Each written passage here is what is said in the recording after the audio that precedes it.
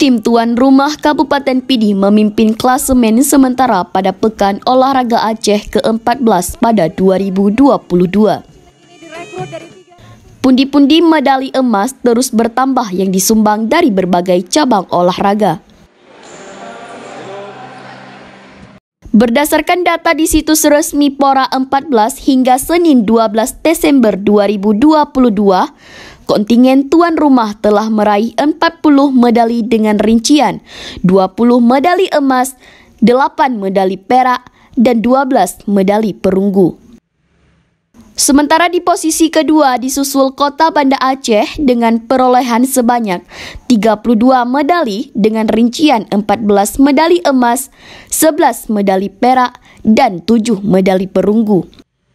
Ketua KONI Kabupaten Pidi, Samsul Bahri, mengatakan ada beberapa cabang olahraga prioritas bagi tuan rumah akan mendulang medali emas terbesar pada PORA 14.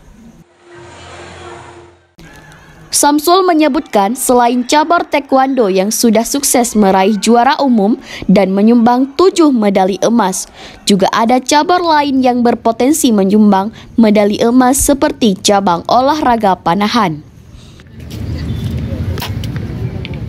Seperti cabur taekwondo kita targetkan 7 medali emas, alhamdulillah mereka telah memberikan 7 medali emas sesuai dengan target kita.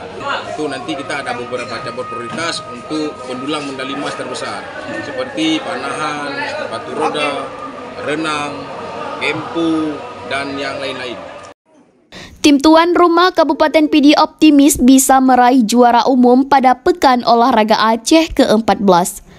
Kemudian pemerintah Kabupaten Pidi juga telah mempersiapkan bonus sebesar 5 miliar rupiah untuk kontingen Pidi.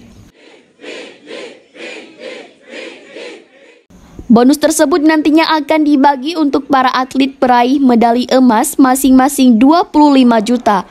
Begitu juga untuk pelatih, sedangkan untuk peraih medali perak dan perunggu juga diberikan bonus sesuai prestasi.